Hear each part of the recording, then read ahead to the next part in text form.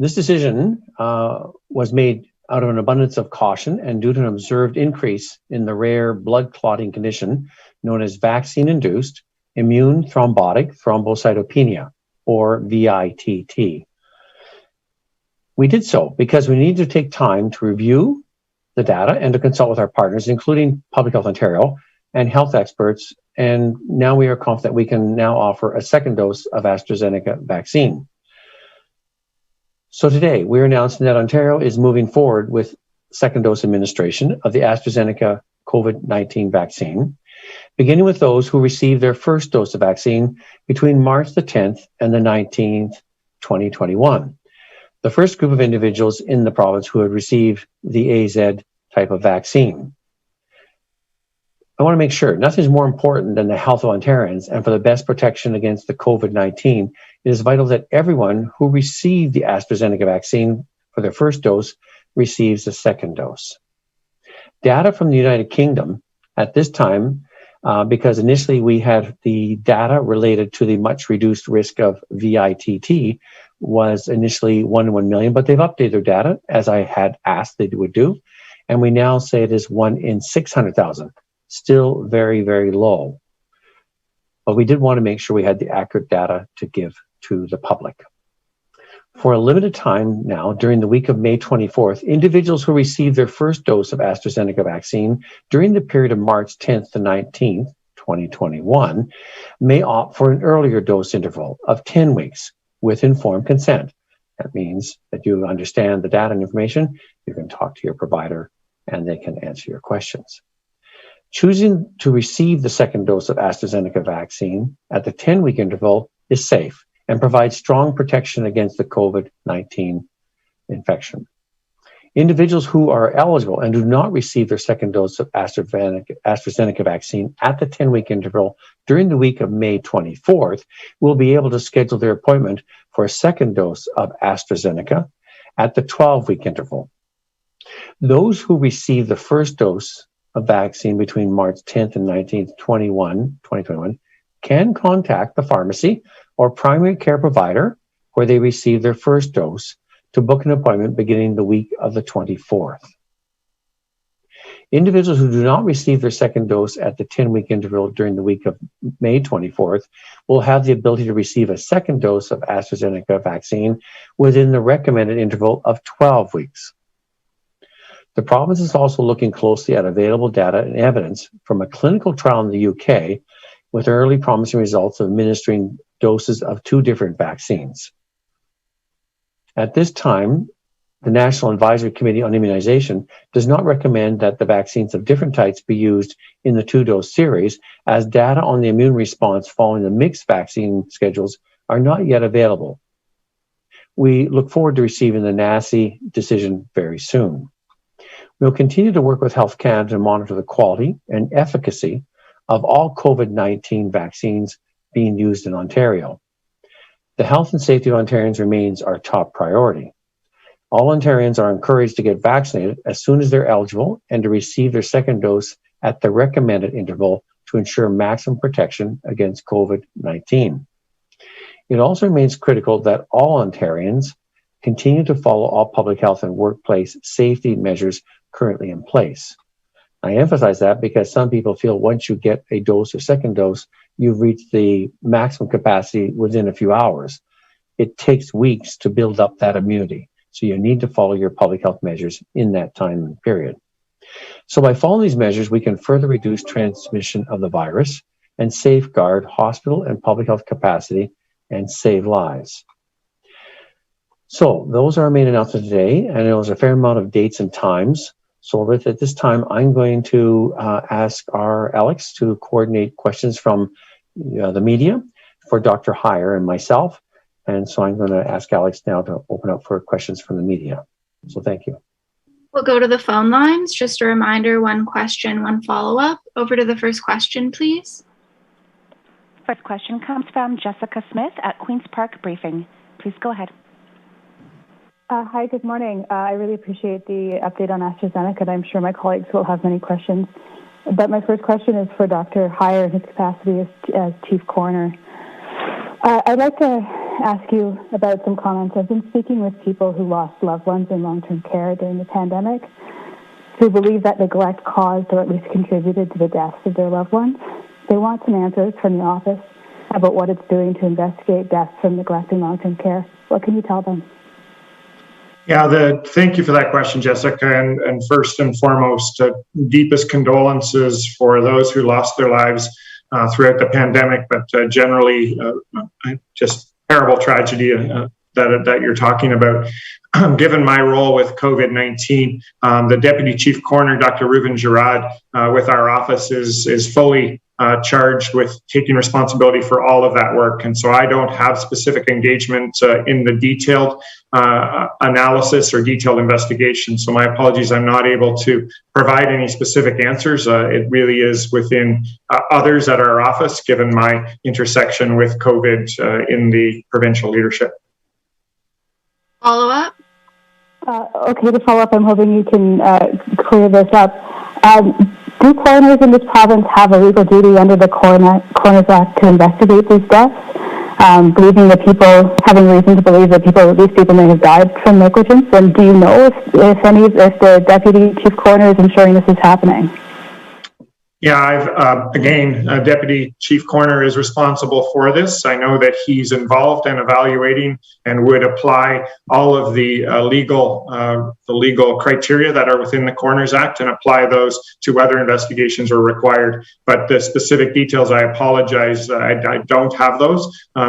He is completely charged with that work.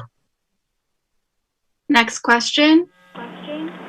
Next question from Rob Ferguson at the Toronto Star. Please go ahead. Hi, Rob. Hi, doctors. Dr. Williams, just trying to get a little more detail, and I might have missed some of this because the sound quality on the call isn't the greatest today. How many doses are we talking about here? Is this the 45,000 doses that are left? Are these the doses that are expiring May 31st? And what about other people who got AstraZeneca after March 10th to 19th? What happens with them? Yeah, well, thank you, Rob. And I'm going to ask Dr. Heyer to comment in a moment here. We are, because the message that we gave you, the information, I know there's some dates and numbers there that came fast and furious around timelines and that. And so there is a logistic time frame here where we are working on the AstraZeneca vaccines that we have currently that are due to expire in a certain period of time and how to utilize that, as well as some newer shipments we received and how we're going to want to move things forward on a go basis ahead. I'm going to ask Dr. Heyer maybe to comment on some of the details about that.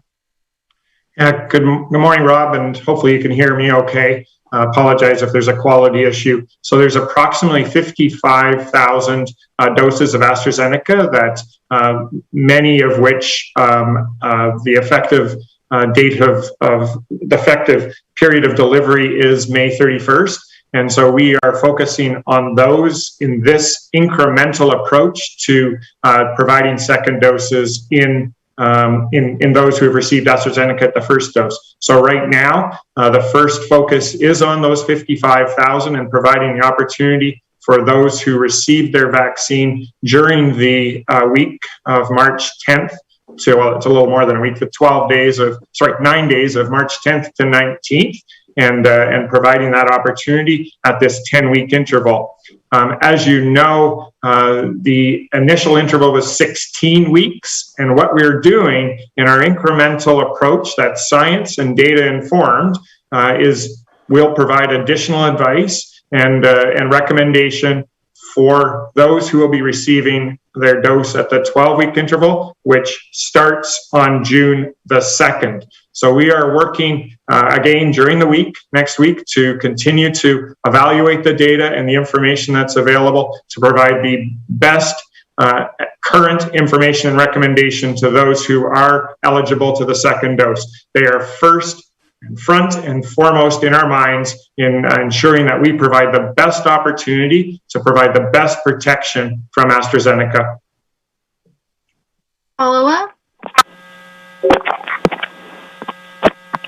Thanks, Doc. So going forward, and Can you just clarify for me? I didn't get that number when you answered. Could you tell me if it's 5,000 or 6,000? It's very fuzzy today, the connection. But so what is going to happen with people who? When will people who got AstraZeneca after those dates find out about second doses? And we keep hearing that the optimum period is 12 weeks. So is there? How much less efficacy is there to get this shot after 10 weeks?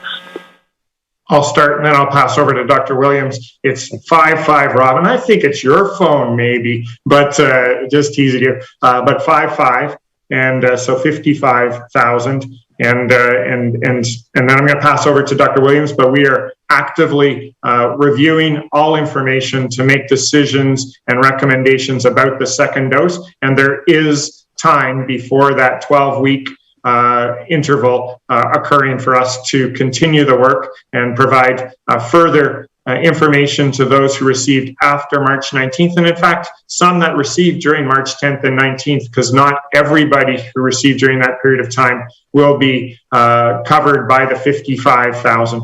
David? Yeah, so the key thing here you're asking, Rob, is that on the clinical information, I'll try to speak as clearly as I can so you can hear me, so I hope, and your sound's a little bit vague too, so we're having technical issues, apologies.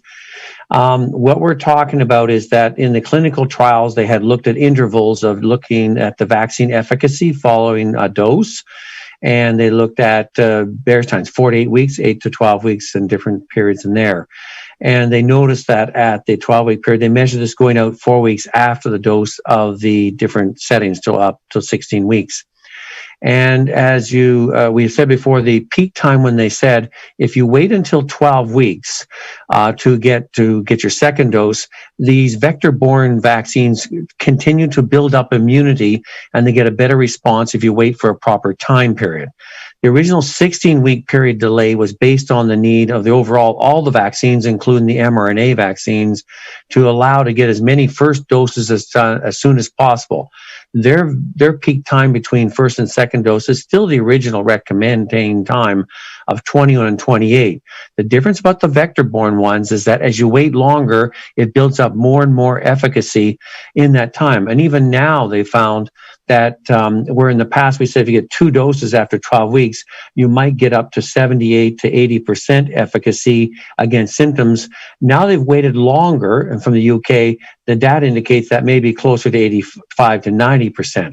The difference between 10 to 12 weeks, they didn't measure specifically, but it's fairly negligible at this stage here. And so we think it's fine to use the 10 to 12 weeks. Many countries like UK were down to 8 weeks, but we're trying to get a combination of utilization of the timing and getting the maximum effect out there to deal with the cohorts and different groups we've got.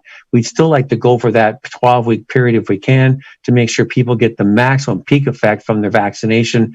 And it looks pretty promising if they wait out, and then over time they'll get up to almost equivalent to the mRNA vaccine as far as symptoms and infection protection. So that's really encouraging. Next question. Next question from Randy Rath at Sage TV. Please go ahead. Yeah, hi, Dr. Williams. If I heard you correctly, you don't really know what the efficacy of AstraZeneca is after 10 weeks. And my question is, why would anyone subject themselves to getting a shot at 10 weeks when they know that there's going to be greater efficacy if they wait for 12 weeks? Well, it's a good question, Randy. I think we know definitely if in the 4 to 8 weeks that it's at least 60% on that one there. When they did their study, they looked at a cohort group from basically 9 to 12 weeks. They didn't measure everyone down by 9 and 9.5 weeks, 10 weeks, and 10.5 weeks. So we know that the performance of that group overall was just about 70%. I'm sure the ones closer to 12 weeks was maybe about 75 to 80% because the range was 44.8 to 82.6%. So you know in that range there, as you get closer to 12 weeks, you're getting closer to that 80 in the upper level. So we have an idea of exactly what that is. That's only what the company supplied us with their cohort studies. So we have to work within that limitation. But we can feel confident that the overall performance was 69%. And I'm sure at the 12 weeks, it's closer to 82%, and 10 weeks, it's probably closer to 75% in there. The UK, looking at their dosing and using it with even less time, have seen results, as I said, as they wait longer and longer out past the second dose, it moves up to 80 to 85%. So I'm quite confident in those results and in the quality of that at the 10-week plus period. And just to be a little bit granular, Randy, May 19th was the 10-week number for those who received their dose on March 12th. And so May 26th would be 11 weeks. And then you can do the math further from that as far as the calendar goes. So we are approaching the 11 to 12 week period of time as the vaccine would be given next week. Follow up? Yeah, okay. And has all of this, for lack of a better term, mess with AstraZeneca and the rollout, do you think it's contributed to vaccine hesitancy? Do you think that there's a segment of the people that have received their first shot of AstraZeneca that are just going to not go get another shot? Well, I think that's a very relevant question. I do think the changing information material for some is confusing. I got more people saying, just hurry up and get it. I want it, regardless. And we're trying to meet that as soon as we can. One reason we wanted to allow for just the exact point you're raising, there may be some people say, well, in spite of the information material, could I wait and get a second dose with a mRNA vaccine such as Pfizer or with Moderna? And we said, and I said, I wanted to make that possible because allowing for that, if people want to take a decision to go with that, I'm looking to say, can I support that? And that's what we put in our introductory comments, that thus far, the information is that a second dose with an mRNA vaccine is not hazardous. There's no real major complications. What we want to have is the data. How is the vaccine efficacy compare with the 2-dose of AstraZeneca with the mixing of the two? And as we said in our introductory comments, NACI has not stated it yet because they're carrying out a study at this time. Some studies in Spain have been positive. We need some more things in there to look at the vaccine efficacy. So we're sure it's safe to mix. They would wait for the 16 weeks. And by that time, we should have the results back and we should have some recommendations from NACI involved with mixing the vector style with the mRNA vaccine. And then what kind of vaccine result efficacy and immunological response will you get? Is it compatible? Is it equal? Is it better? I don't know. But we want to make sure the public have that for this group that you've actually alluded to, because we want to make sure they're informed as best as possible. And Randy, I think it's a really important and a really valid question. And this is the challenge of ensuring that we have the best safety surveillance that we can in Ontario and in Canada and more generally. And then how do you disseminate and how do you evaluate and share that particular information? We saw a safety signal. We saw concerns. We wanted people to know. We wanted to make decisions that were the safest decisions possible. But in that messaging and in that sharing, clearly there are challenges with people having an understanding of how it affects the overall safety and efficacy of this vaccine. This is a very good vaccine that has provided tremendous impact in the UK and other countries. I mean, if we look across the seas and see how UK is doing, it's tremendously beneficial. And then we continue to look with a careful eye, working together with our colleagues at Public Health Ontario, the David Williams Office, Public Health Agency of Canada, and internationally to really ensure that we have the best information. So I guess to some extent it's on David and myself to be able to provide this information in as effective a way as possible to help people to understand. Next question. Next question from Shalima Maharaj at Global News. Please go ahead. Hi there. Thank you so much for taking my question. This one is both for Dr. Heyer as well as Dr. Williams. With the set number of vaccines set to expire by the end of this month, we have been hearing from doctors and also from people, obviously, who've received their first dose, who suggest that they feel like they've sort of been put into a guinea pig sort of experiment, that they, regret getting the vaccine, or from doctors who say they just can't get the vaccine out, that people are saying they don't want them because of all the bad press. So what do you say to reassure Ontarians who have sort of gone back and forth and receiving different kinds of messaging with respect to AstraZeneca? What do you say to them to restore faith and restore the confidence that they should be comfortable with going forward and getting that second dose? Well, I'll start, David, and then you can follow. I mean, what I can say is we hear you. We completely hear you and completely understand how it's challenging. And what we want to do is ensure that people have the best information available, the best science, the best data, the best knowledge in a timely way to be able to make their decisions. So the information that we had when AstraZeneca was available was that this is a vaccine. We had a significant quantity of it. And I will say to those who got AstraZeneca, you contributed significantly to the population coverage of vaccine, which has had a broad effect on our population in Ontario to increase the percentage of vaccination and therefore decrease the burden of disease and continue to recognize how beneficial this vaccine was and is, and how with a second dose will provide even greater protection from illness, serious illness, hospitalization, and death. And we're basing that upon the data that we evaluate on a daily, sometimes hourly basis to be able to provide the best information to those to understand and make their decisions in a way that they will be most informed. Yeah. Oh, go ahead. Oh, no, I would concur. I mean, that's the issue when you're doing a population-wide vaccination program. We're trying to give the public all the information we can. We want transparency and informed consent. That also, as Dr. Hires alluded to, at times does confuse some people. And they say, I'm not sure. What does this mean? Should I make the choice or not make the choice? And that's what informed consent means with all types of procedures. When you need to have questions, please consult with your primary care provider, consult with your pharmacist, because these numbers they sound like something, but they're very low risk in a lot of situations, especially compared to COVID in that. But at the same time, we want to make sure that they say, well, if you knew something, how come you didn't tell us? And that's what we said with our safety triggers and that. We're trying to be as open as we can. We moved on the overly cautious level. We were one of the first ones to pull back on the first dose of that. And we want to make sure that it is safe, continues to be safe and very efficacious. And certainly gives excellent protection against severity, as Dr. Hires alluded to. We've seen the benefits of that in the UK because we are still in the third wave. We are still having a lot of people in the 20s to 40s end up in ICU. And we're getting deaths still, unfortunately, occurring in that younger age group. So this is not to be taken lightly. The risks of getting COVID far exceeds any of the risks we're talking about with the AstraZeneca at this stage, especially the second dose in there. We've also changed in our supply matters. We have now a lot more supply in our other vaccines as well. So it's a changing venue, and some things are part of that is making sure the public are informed and aware of that. But I know it does then cause the public sometimes, and I can understand that, to be confused on the matter.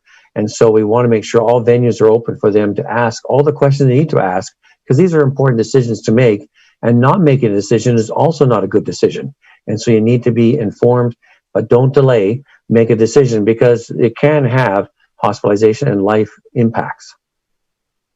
Follow up. And this final question is for Dr. Williams. This one is for my colleague with regards to education. We didn't hear anything about schools yesterday when we heard about that three-pronged reopening process. But given the increase in the number of people getting vaccinated, is it feasible to reopen schools for even just a few weeks? And, what kind of timeline do you have in mind here at this stage of time for that kind of reopening? Well, thank you. And we have been all the time, I said, caught between two things. One is protection of the schools. We've had a good record up until we hit the peak of the third wave, and when we were overwhelmed with cases coming in, our public health staff out in the field, different health units said we're being overwhelmed. We cannot maintain the quality of case contact management as cases present to the schools. And so therefore, while there have not been any evidence of great extensive or any transmission in the schools, we can't guarantee that on a go-forward basis as our numbers skyrocketed and we went well up to over, some health units, over 200 cases per 100,000 per week. And so now we've come back down again. But at the same time, Medical Officers of Health did so reluctantly and said, I really feel bad, but we're going to have to close the schools because I can't guarantee the ongoing safety. I think children should be in school. They felt that way. They should be back as the first to to go back, the last to close.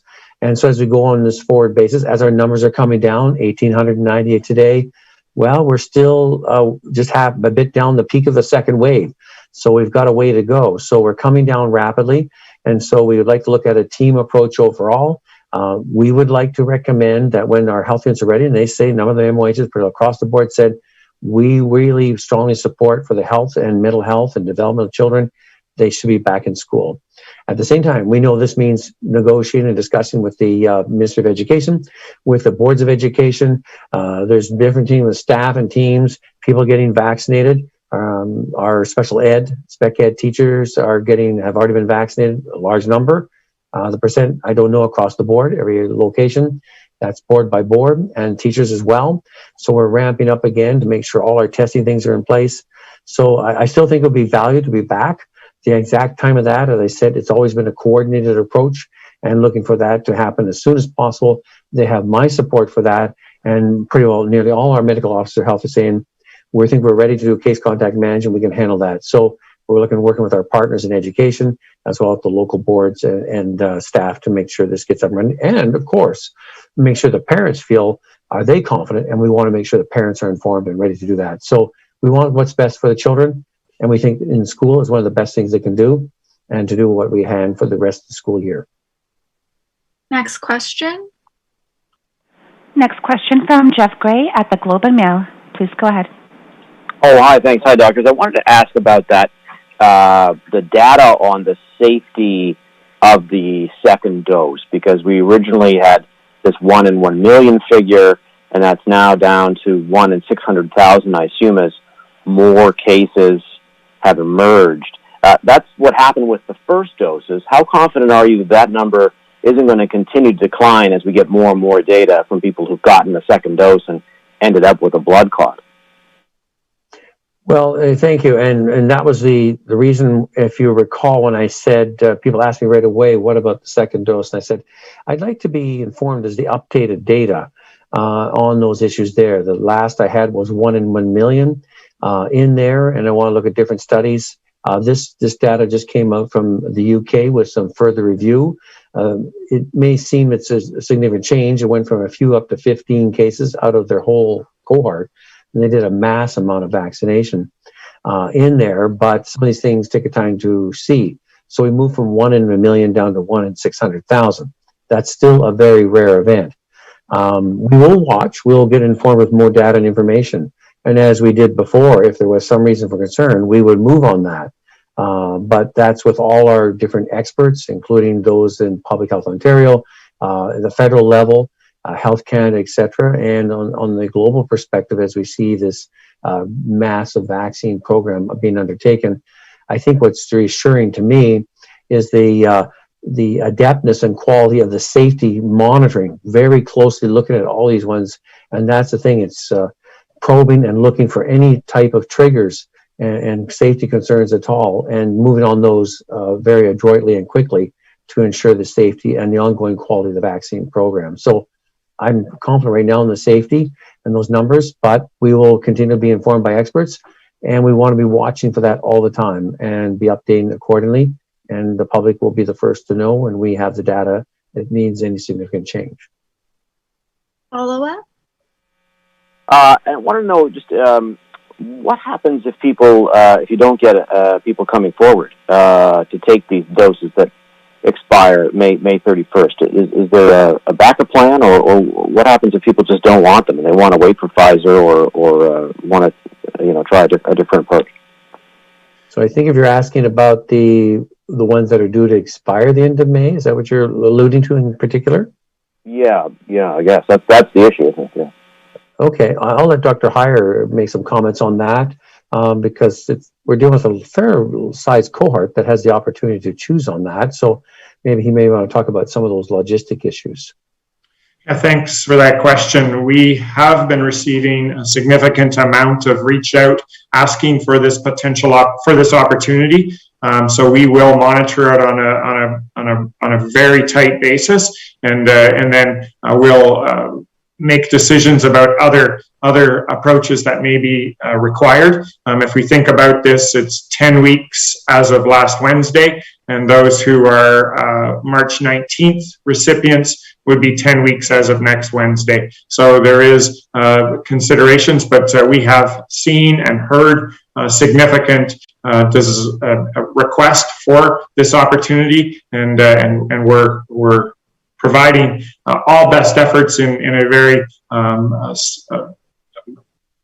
reach out way to let people know this news release, but also there will be conversations held at the local level where the vaccines were provided to be able to provide the opportunity to reach out to those who had received the dose as well, to notify them of the opportunity. Next question.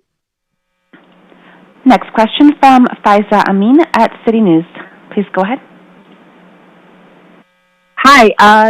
I'm not sure if you answered this question, but I'm just curious, for people who received their first dose of the AstraZeneca vaccine after that March 10th to 19th date, will there be enough supply for everyone who does want a second dose, or will some people have to depend on the mixing with the trial going underway? So I'll start and then Dr. Heyer comment. As we go for when we use up the stock that's due to expire at the end of May, we have another order already in our warehouses of 250,000 of the AstraZeneca, a bit more than that, 254,000. And we have promises of some more coming, but we don't have it definitely committed yet. So we need about another 750,000 doses basically to cover that, less than that. So we feel confident we can get some more. And we're doing all we can with our federal counterparts, who are the procurers of it, to see if we can obtain some more of that vaccine stock. There may be some redistribution from some other provinces. We'll have to see on that. So we have that option. The second one, as we've alluded to, if there isn't, we certainly have lots of volume of our mRNA vaccines, and we're waiting for, as we said earlier on, you might have missed it, we're looking at having NACI and other groups carrying out studies to look at, we know the safety's okay. We want to say, so what is the immunological response to mixing a vector-borne vaccine with an mRNA? And so we want to make sure we have that data in hand if we're going to go that direction, so that the public are fully informed on that matter. I'm not sure, Dr. Heyer, if you have any other comments to make in response to that question.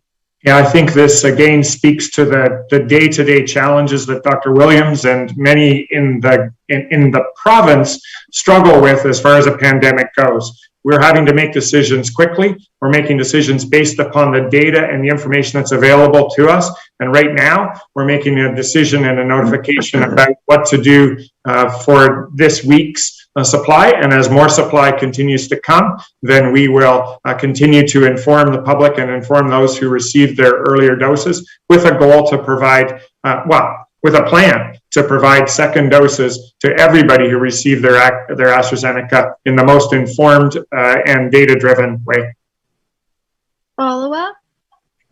Thank you. And, I know there was a pause on the AstraZeneca, and we're speaking here about second doses. I just saw somebody asking that they're still on a wait list to get their first dose of the AstraZeneca. What's the advice for someone who does want a first dose, or is the province not providing first doses at this time? So we've still had the pause on the first dose because we see the rate of the adverse event, the VITT, has remained down in the 1 in 60,000, perhaps going a bit lower as we are still working for some newly reported cases since we have paused the first dose. In that, fortunately, we have a good diagnostic process, and thus far, a lot of cases have been handled with success. That means we still have to be cautious on that. The other factor that has changed is that our supply of the mRNA vaccine has greatly escalated. And as you can see, we're dropping down with more and more availability across the board of that. Now, what you're asking me is, say someone says, well, if I had my choice besides the mRNA vaccine, I would still like to have the AstraZeneca vaccine, or maybe in the future the Johnson & Johnson or Janssen vaccine. We haven't moved on that yet. That may be something they could discuss with their primary care doctor, who they may say, I have some reasons why, in spite of the fact it's 1 in 60,000, 150,000, I'd like to talk to my primary care doctor because I'd like to get it anyways. And that's something we'd have to entertain because that's fully within the proviso of a physician. If they feel with the risk assessment that to discuss with their client and patient, they can make that kind of recommendation. I haven't opened that up yet because we have one reason to have a good for pause. We're trying to get enough vaccine to get the second dose done of the AstraZeneca. So we have a supply issue. We haven't got the supply problem with the mRNA vaccine, and its performance is excellent as well. So we still say at the time you haven't received any vaccine, when your turn comes up, the one that's available, which at the moment is the mRNA, the Pfizer, go for it and get that. But if you have concerns and issues, discuss that with your primary care physician and how you might want to acquire that when that time arises. But right now we're trying to get enough AstraZeneca to get those who had the first dose to get the second dose in a timely fashion.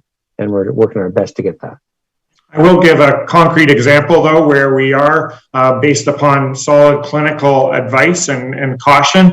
If somebody has a potential allergy to the Pfizer or Moderna products, then we have a process in Ontario that there will be a link with an allergist, and we have a supply for first doses for those to be provided, again, under careful, thoughtful clinical guidance, and also recognizing the potential side effects, but the side effects or the risk of an adverse event compared to the risk of an allergic response, and then weighing into how dangerous COVID will be. All of those factors are considered, but we do have clinical indications in small numbers, but we are absolutely providing that opportunity for AstraZeneca because it is a good vaccine that has provided great protection for many, both at the single dose level, but then even more so with the second dose. Last question. Last question from Lorenda Redekop at CBC. Please go ahead.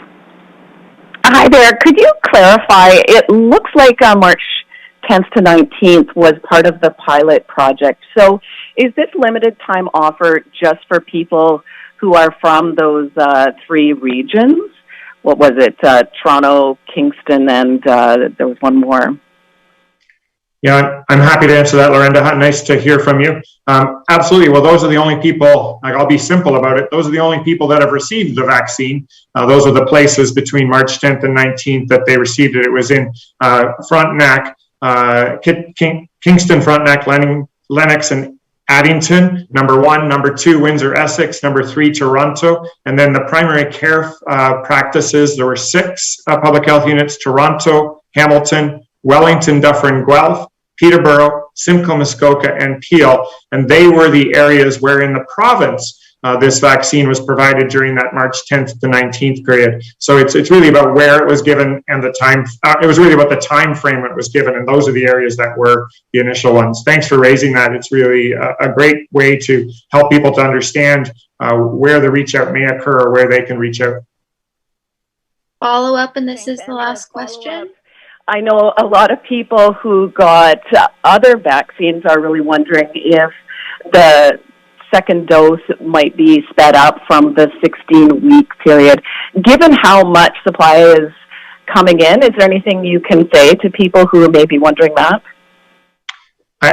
I can say this is another conversation that occurs every hour, every minute of every hour, trying to think through how are we going to approach this, looking at ensuring that we provide the first doses to complete as far and as broad as we can, and then where do when we have the first doses getting to a level, where do the second doses come in, and is there clinical reasons specifically to move somebody up earlier? Those are all conversations that are happening regularly to be able to plan and to make the best decisions based upon the supply and also the risk that people may be under, although the first dose provides substantial protection from serious illness, hospitalization, and death, and significant protection from infections.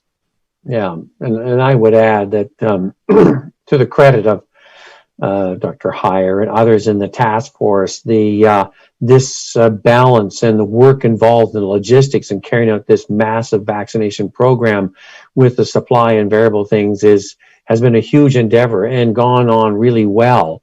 We've with the COVAX system, the logging, and all the volunteers and people in different areas. And they're going to do it as effectively and efficiently as they can, because we want to get as many first doses in as soon as we can, and then move on to second doses as soon as we can. High priority groups. There's just a large area. And I think what's is really, I think, exciting and positive is the amount of demand that the public or Ontarians want. And we're going to try and match that as best we can to get that as quickly and in a timely way throughout the province of Ontario. A big geography, high-risk zone areas, workplaces, community hubs. There's just so many things going on. So it's just a fantastic program as we head up beyond 7, heading to 8 million doses. I know, Dirk, what's our last stats? We're getting close to that 60% on first dose. So it's a terrific endeavor. It is so amazingly exciting. I'm just going to have to lean close to the camera to read it. Yeah, we're not, last night we weren't quite at 60%, but pretty darn close. And it's just, you know, if there's any problem to have, it's a problem of people wanting something and coming out and wanting to succeed. And I just, and my tremendous acknowledgement to everybody in this province who has been working so hard to try to keep this vaccine, this virus down, and taking all of the steps to get vaccinated, taking steps to prevent transmission, protect the public, and really enhance the health and safety of Ontarians. And then every healthcare worker, everybody in the public health units, everybody that's been responding to all of this. And I know I've left people out, but just unbelievably hardworking day in, day out, and everybody who's had to do all of this tremendous work of abiding by stay-at-home orders, etc. So yeah, no, it's a very exciting time that we continue to push forward as aggressively as we can. Thanks, everyone.